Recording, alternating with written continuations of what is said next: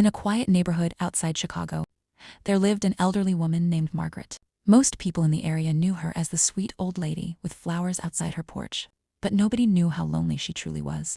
Margaret had only one child, her son, Daniel, and no matter how busy life became, Daniel always called her every Sunday evening at exactly 7 p.m. Always.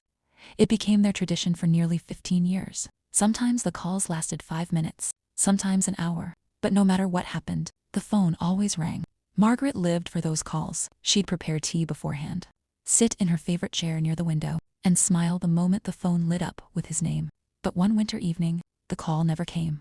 At first, Margaret thought he was simply late.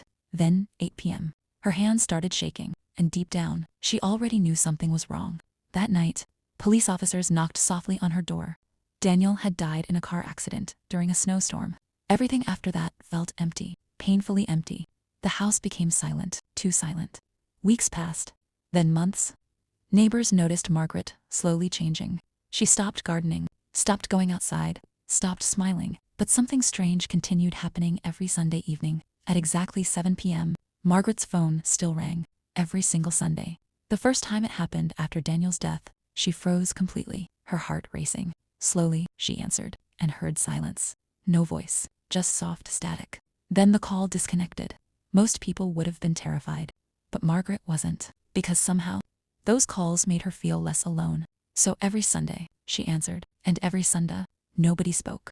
One evening, her young neighbor Emma finally asked her about it. Margaret smiled softly and said, "It's my son."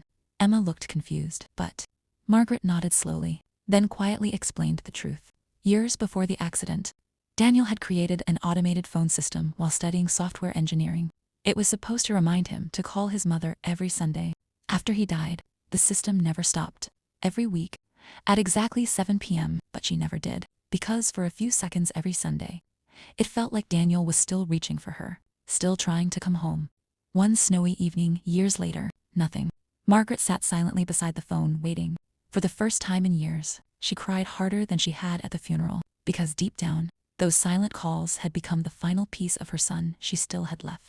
The next morning, Emma visited Margaret worried, but surprisingly, Margaret smiled peacefully. Then she said something beautiful. "Maybe he finally realized I'd be okay without the calls." A few months later, Margaret passed away peacefully in her sleep. Emma discovered something heartbreaking beside Margaret's bed.